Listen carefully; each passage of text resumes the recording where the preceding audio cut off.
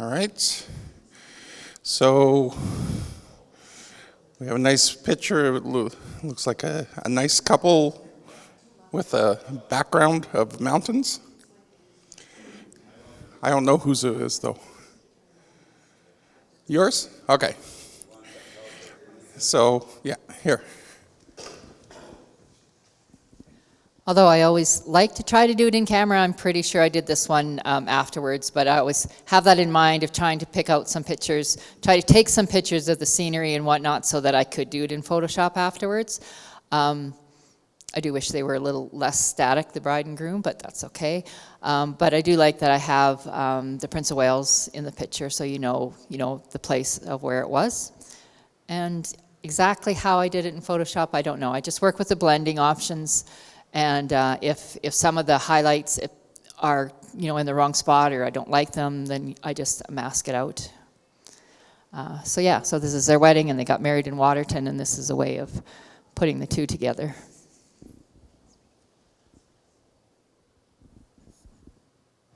Comments or questions?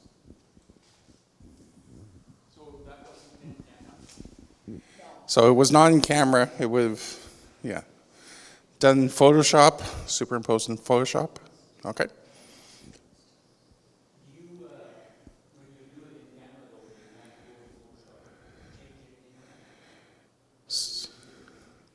So if it's in camera, do you have to change it in Photoshop? Was the question? When you do it in camera, you've got your two pictures, right? There's not much you can change when you do it in camera, is there? Right. So if it's in camera, it's a little hard to change it here. Photoshop after and then fix up like the different lines and whatnot. Right. So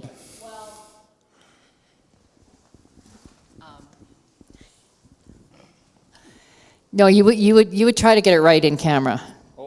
Mostly, because if I did this in camera and I'll say all the white that's in her hair, if I didn't like it, if I did it in camera, I would have to clone those out, right? I wouldn't have the different layers.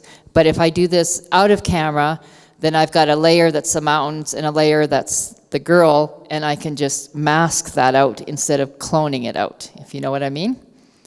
So you would really want to try to watch where those things are and that you like them. I mean, you still can clone them out, but it won't be as good as two different things. But when you do it in camera, you've always got three pictures. You've got your mountain picture that's in your camera, and you've got the picture of the couple that's in your camera, and then you've got the picture that the camera put together. So you've got three pictures. So if you don't like the picture that the camera put together, you've still got those other two that you can work with in Photoshop if you want to.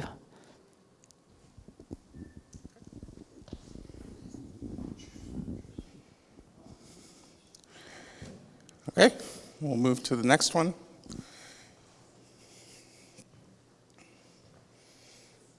Starting to feel like I'm an auctioneer at Christie's or something. Our next exhibit is lot 667. Yeah.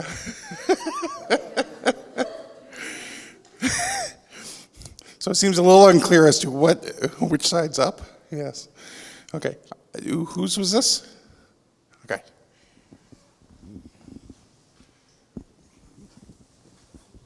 This is from White Sands in New Mexico, and it was a very bright day, and so I was shooting infrared and to just bring out some more detail in the dunes, and I shot a whole bunch of them, and I just thought, I've never tried it in Photoshop before. All my double exposures I've done in camera, and so I decided to try one and had a photo of the sky and superimposed it on the sand dunes, and to me I'm sure it doesn't tell a story to anybody else, but it reminds me of that day where it was so bright, and it would have been really difficult to really get any good dune photography without the infrared. So.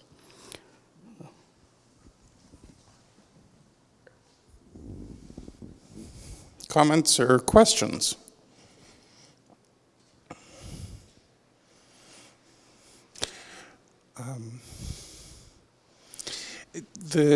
For me, the blue reminds me of the ocean. What's that?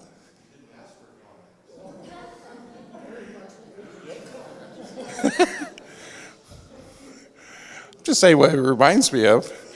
It got me thinking of that that song by the band America, where it talks about, an ocean is a desert with its life underground.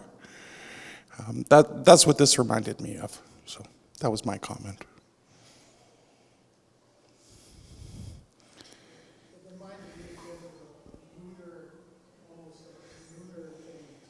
Oh yeah. Kind of a lunar. Okay. Okay, last call. And we'll move to the digital. I think there was just the 2 prints, is that right? Yeah. Thank you. All right.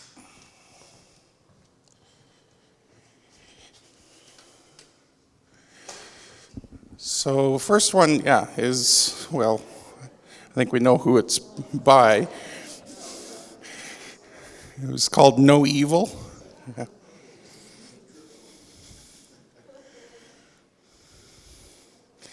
Sorry. Byron, you want to talk about it? Oh, just one of my quirky little ideas. Just sitting in the garden one day, and I noticed how my different colored lawn chairs matched the planters in my backyard. So I thought, oh, well, I'll add something a little more and put myself in these pictures with different T-shirts on. So it's actually triple exposure, but done in Photoshop, just a simple cut and paste.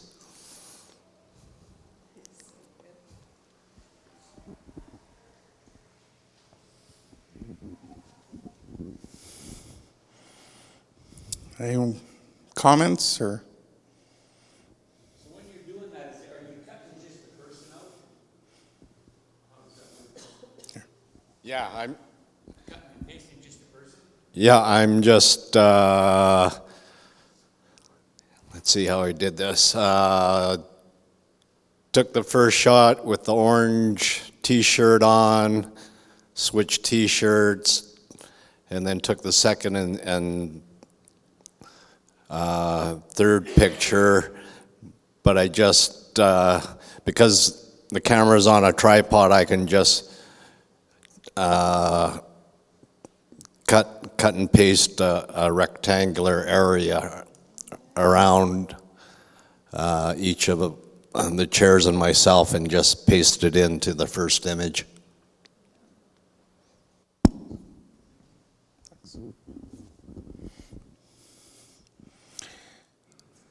Any other questions for the photographer? All right, let's move to the next. Oh, shoot. I think this one was Gord's. Nope, I'm wrong. It's mine. All right. Want to tell us about it? So last week I noted I got a shot of the moon, and it looked kind of cool. So I thought I'd do something with it. So it's actually 3 shots. There's the moon, then there's the window, and then there's the curtain with my hand in it, and it's all just using blending modes.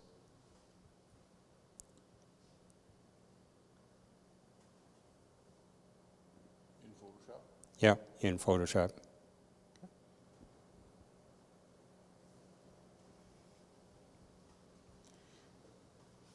For me, it gave a real werewolf vibe to me.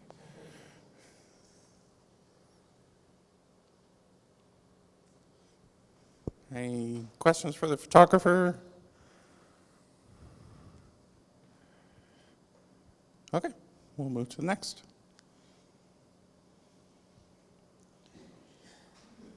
So I believe this one was called Dog Flower. Yeah. Oh, right. And it's Denise's.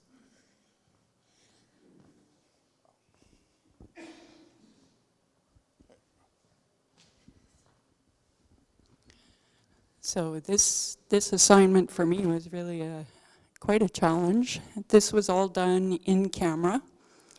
So I had a big yellow daisy-like flower, and it had a big, or not a big, but it had a yellow center or a black center. And the little yellow flowers, they're actually the black center is starting to bloom and make these little tiny flowers. So I took the daisy flower picture first, and then I lined my dog's nose up with the black spot on the flower, and this is what I got out of it. So what's making the white part? The white, oh, pardon me. The white is my dog's nose. That's the actual fur on his nose, and the stripe up there is the stripe on his forehead. And you can see up in the top right-hand corner, you can kind of see his body. He's a black dog.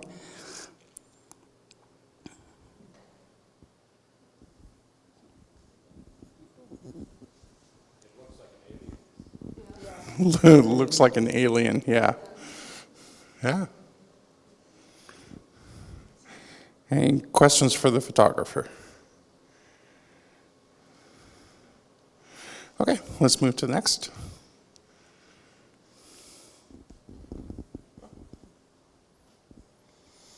So for this one, I wanted to use film. So this is shot on Ilford XP2.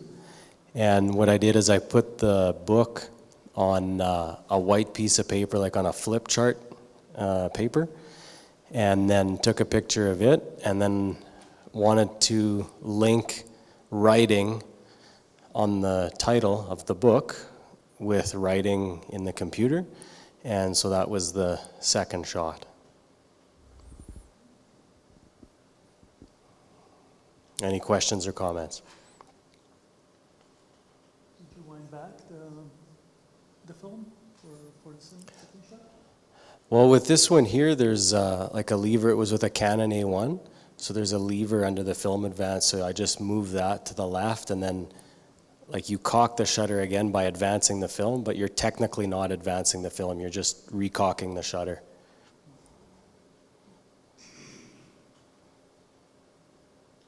Sorry, that was done on film? Yes, yeah, on XP2.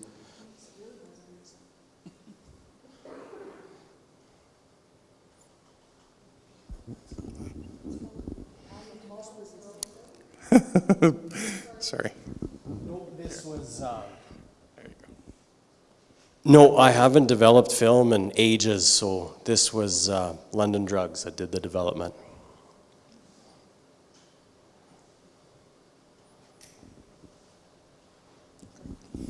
Thank you.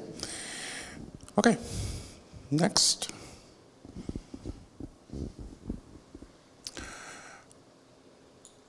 I forgot whose this was. Oh, Yeah, this one's mine. This is, I guess, my first attempt at ever doing double exposure, and this is all done in camera. Knowing I was going to the Japanese gardens on Saturday night, I took a picture on Saturday morning of a nativity, which is just a tabletop display for Christmas, and decided I would try to see what I can do with putting some lights in the background. And this is what came out of it.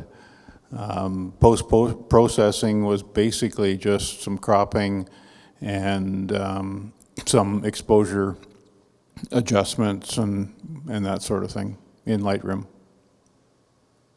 So you had one shot at the picture, one try. Well, I took a number of pictures and I picked out the one that I thought was the best, and basically had to crop in the edges. Had a white background Actually, you can just see on the left-hand side a little bit of black creeping in, and the sides of that picture had a lot of black in it, so I just cropped it in. So you did do this in camera or in Photoshop? This was in camera, 2 shots, and then post-processing was just, like I say, just a little bit of Lightroom cropping and exposure adjustments.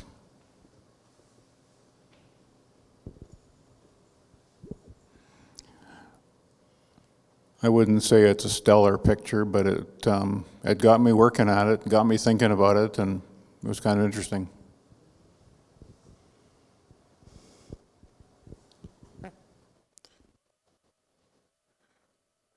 Any other Comments? questions? Sorry. We'll move to the next. All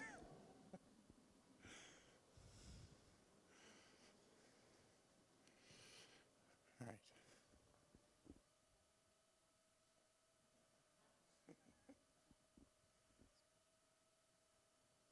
So this image was kind of a mistake. I had an idea of what I wanted to do, and I was setting up, a black cloth and working out the exposure and whatnot, and I tried it.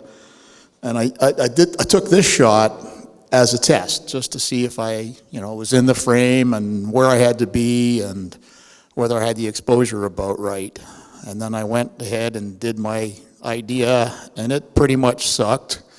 So I took another look at this, and I was of two minds.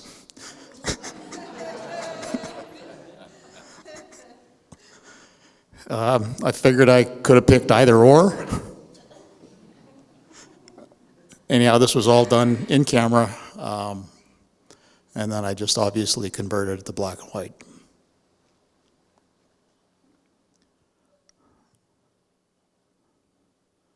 I had to figure out, though, the additive and the other type of double exposure, which was a bit of a puzzle to me. I'm not quite sure, but I'll try it again. I like that it says or. Did you have to flip the one image then? No, that's just me in two different poses, leaning on a different arm either side. So.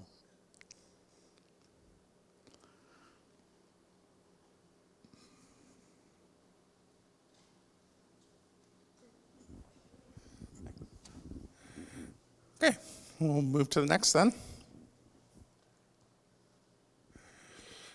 Okay, so this one's mine, which I called "'Tis the Season." But having seen Doug's, it looks like we had the same thought. So, yeah. So this was done in Photoshop. The yard is a house around the corner. Our family calls it the Griswold House because it's very lit up.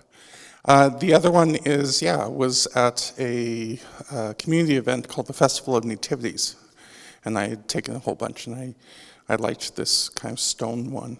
I thought it would be, I don't know, I liked the combination of sort of the simplicity of the figures with the chaos of this yard. I just thought there was a nice contrast between the two. But yeah, I edited them both in Lightroom, brought them into Photoshop, and then just superimposed it with, I think it was Lighten, I think was the blending mode. And that was all I did, really. Okay.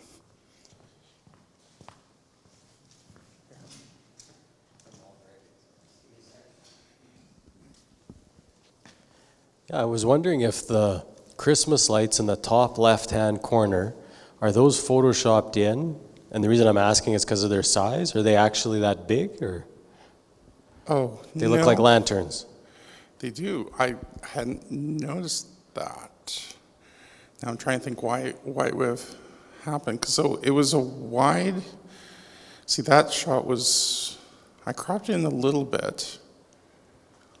I'm not really sure how that ended up that way. Yeah.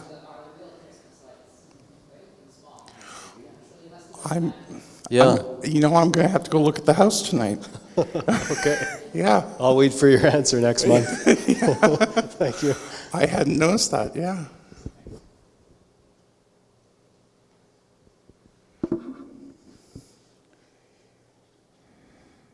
Any other questions or comments?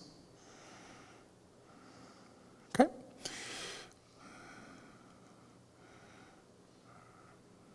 Okay. That's Judy's, okay, yeah.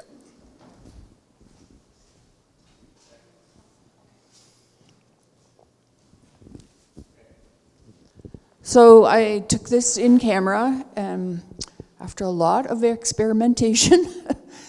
And yeah, the different modes in the camera for double exposure, I was trying to figure out what they all did and still not sure. Anyways, just in Indian Battle Park, and I just took the wide shot of the trees first and then a close-up of the bark. And tried to sort of simplify it by keeping it in black and white. Because a lot of the shots I was getting were just like so chaotic, too much going on, and like I said to Denise, pretty much a hot mess.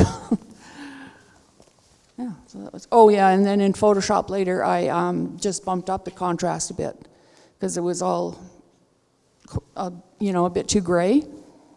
So I wanted to bring out the contrast of the blacks a bit. So that was it.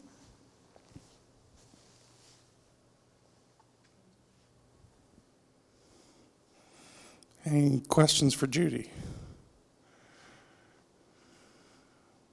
Okay, hearing none. Next.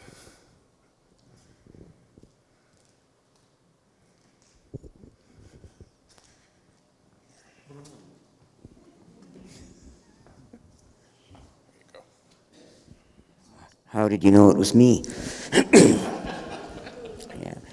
Yeah, this was done in camera with Pentax. They've got a really nice system within their menu for setting up and doing double or multiple exposures or intervals and combining them.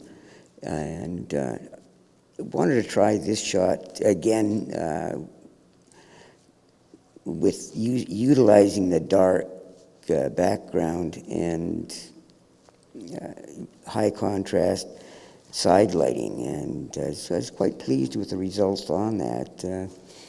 It's an image you can just kind of dance around in. Any questions? I'm sorry? I'm sorry, what's that?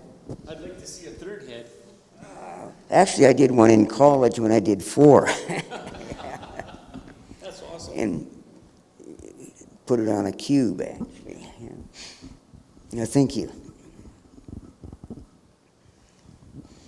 Actually, as I mentioned, this was done in camera, but I've been trying out some different stuff with the new edition of Photoshop online, and as well Lightroom. They both have some AI masking features. Has anyone else played with them much at all?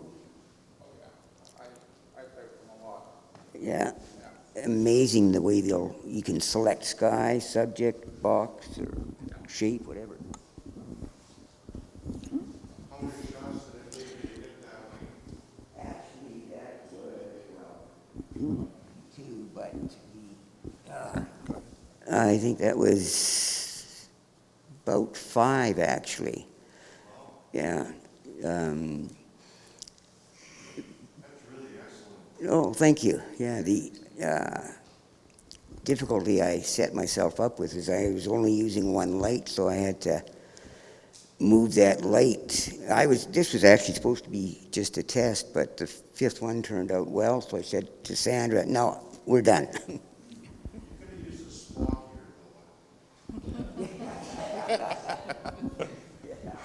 Yeah, I'm really for in camera line up the heads really impressive. Okay. Any other comments or questions? Really likes the lighting. Yep.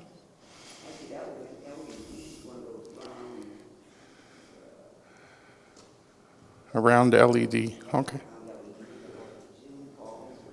Okay. Okay. I think that's our last one. Yeah. Okay. Thank you.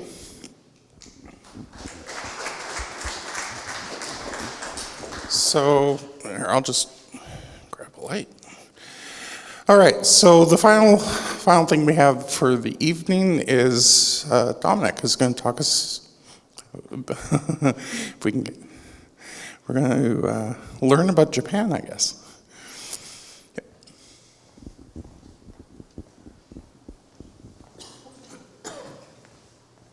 Thank you.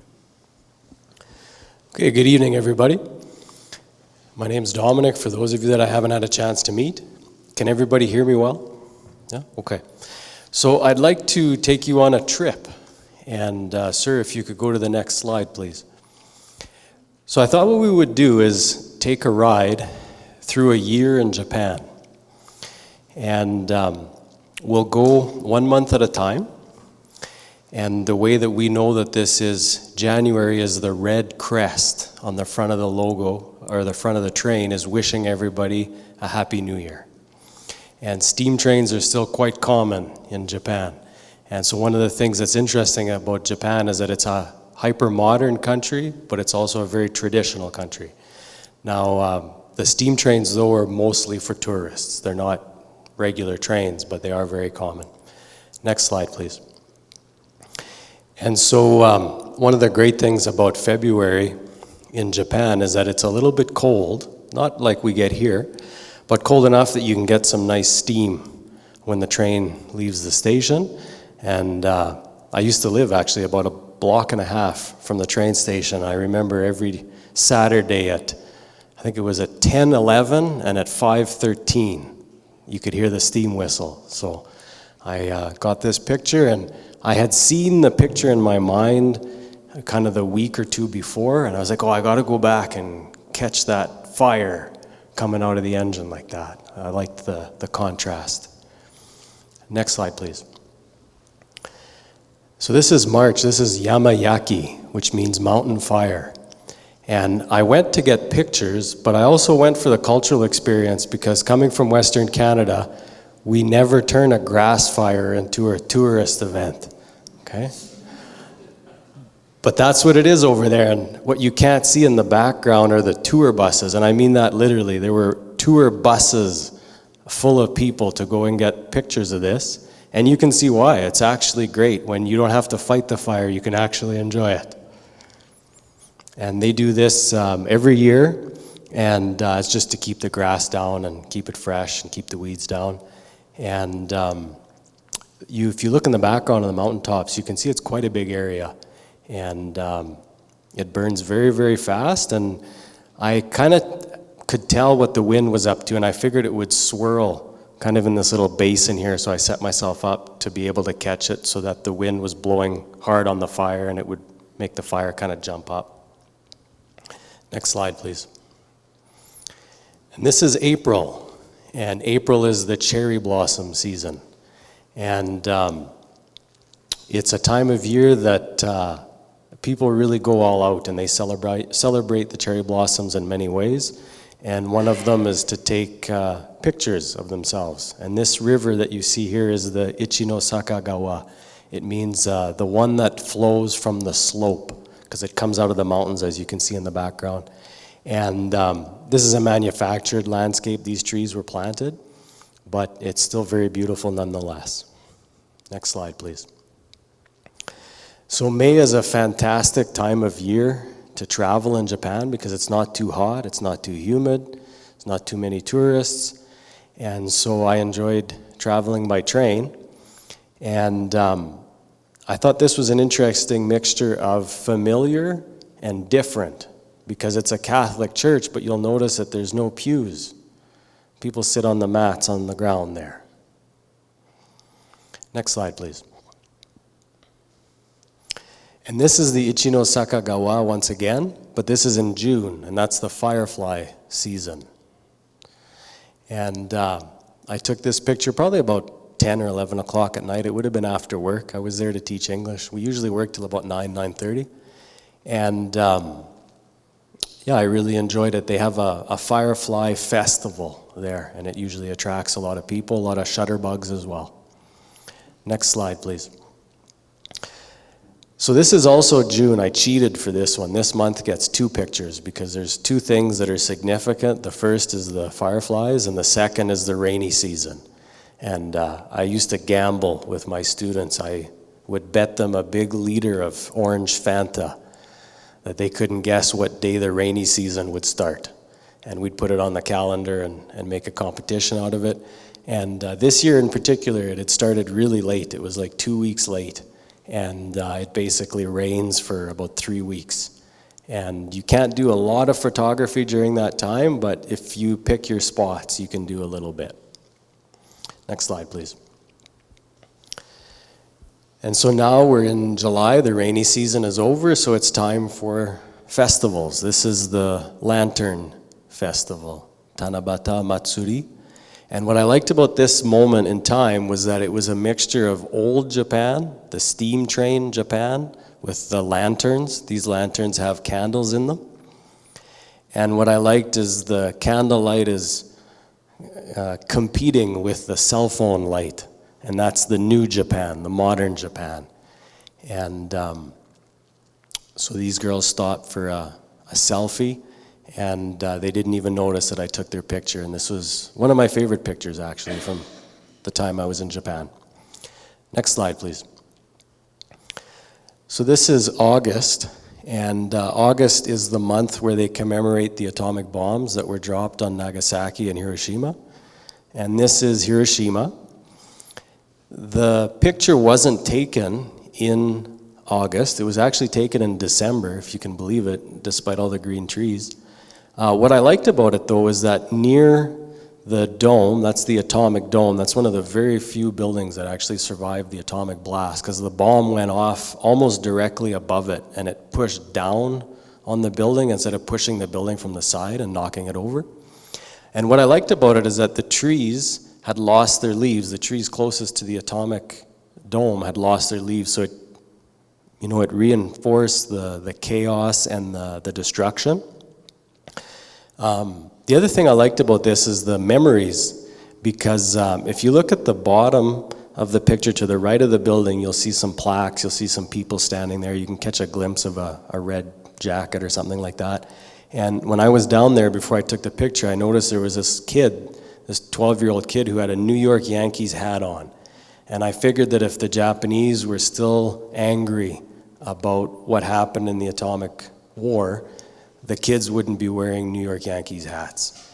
And so, surprisingly, the Japanese aren't very resentful about what happened. Doesn't mean that they accept it entirely, but they do accept that this was just a part of war. The other thing I liked about this picture is if you guys look almost in the dead center of it, you'll see a red truck, and that's a Coca-Cola truck. And it was further evidence that the Japanese weren't holding a grudge over the atomic bomb. Next slide, please. So this is September, it's harvest, but it's not wheat, it's rice. And one of the things that really surprised me over there is that people measure their land in square meters, if you can believe it or not, because the fields are so small over there. This is probably about a quarter of the whole field. And so obviously you wouldn't need a grain truck for something like that, so people use those 3-wheeled carts that you can see there, and they got it stuck. And so the father and son are pushing it out here. Next slide, please. And so after the harvest comes in, it's important to go to the temples and give thanks. And this is a temple in a city called Yamaguchi. And it was especially the tones and the shapes that I wanted to capture here more than the giving thanks. Next slide, please. And The leaves don't really change over there until November. And they have maple trees over there. They're a little bit different than the ones that we have here, the ones that we would associate with Canada. Typically the leaves are a lot smaller, but it's really a stunning country when it comes to fall colors. And what I wanted to do here is just capture the beauty of one leaf in particular instead of all of them or all of them in a landscape. Next slide, please.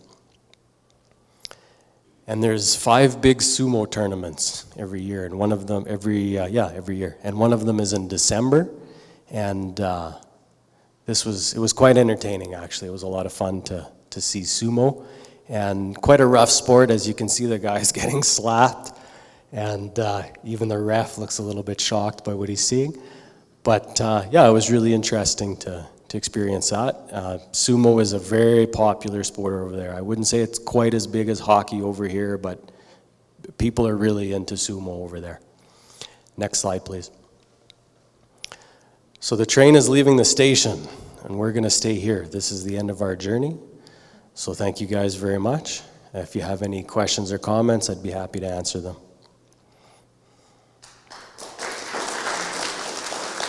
Thank you. So I was there for 3 years. I was in Yamaguchi, which is about an hour west of Hiroshima. Teaching English? Yeah, English and French. Did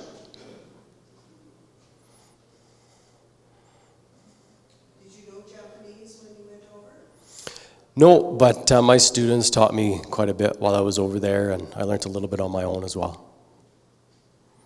That picture with the fire in the back of the train, was the door open on the chamber where they're, is that when they're putting the wood in there? That's why it's so bright? I'm guessing so, like from where I was standing, I couldn't see it, but most likely. And they actually run on coal, those ones, so they were probably shoveling the coal into it, and that's why the light was able to escape. Yeah. And I'm wondering about the fireflies. Was that on a, let's call it a slow release? Is that what you're looking? They look big. Yeah, that was a slow shutter speed. I'd have to double check to see what it was, but it was probably 20 seconds, 30 seconds or something like that. The fireflies are quite slow, like they just sort of hover around. They don't fly very quickly at all. So if you were just to snap a quick shot, you'd basically just see little points of light. So you have to leave the shutter open a little bit. The shot of Hiroshima, the roads are all empty. Was it a holiday or? Yeah, that was right around Christmas. And it could have just been the way the lights were at that time, because Hiroshima's a fairly busy city, so I just kind of got lucky in that sense. And the other reason I took that picture as well is oftentimes when you see pictures of Hiroshima, you'll see an aerial view, and the bridge. You'll notice there's actually 2 bridges. There's a bridge that runs this way in the picture, and there's another bridge that meets it. And that was actually the bombing point that the aviators used, was basically where those 2 bridges met. And they missed their shot by about 500 meters. But anyway, the point is that it's a significant spot in military history, so I wanted to show that as well in the picture. So. Did they say how wide it was? Well, yeah, like if you go to the museum, they have a model of the city. And they have what's called the hypocenter, which is the middle spot. But when people tend to think of the bomb, they think that the bomb hit the ground and blew up, but that's not what they did. It actually blew up higher in the sky, because the idea was to spread it out over a bigger area. And so at the museum, what they have is circles. And within each circle, there's different damage. So let's say within the first kilometer, you basically have no hope whatsoever of surviving. And then as you get further and further away, there's less and less damage, but the damage can still be significant. One of the things, for example, in Nagasaki that's really interesting is, pardon me, if you go to the cathedral, and see that's the other point of view that we never get in this part of the world, is that Nagasaki is actually a Christian city. Nobody knows that in this part of the world. But the biggest cathedral in Japan was in Nagasaki, and probably the most beautiful. So the Japanese perspective was, why would the Christians bomb a Christian city? Like they don't understand that, right? But when you go to the cathedral, they have the original statues of like Jesus and Mary that were in front of the cathedral when the bomb went off.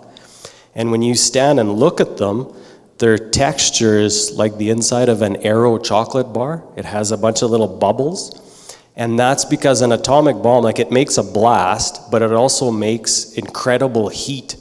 And it melts things. It'll even melt stone. So that's what you see on the rock of the statues, is that it was bubbling. That's how hot it got.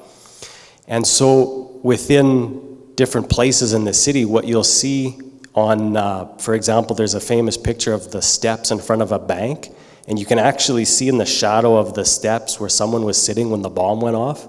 And that's the only thing that was left of them is the shadow. Like that's how hot an atomic bomb is. So it just vaporizes people. And so when you're talking within, say, 2 kilometers of the blast, there's no hope.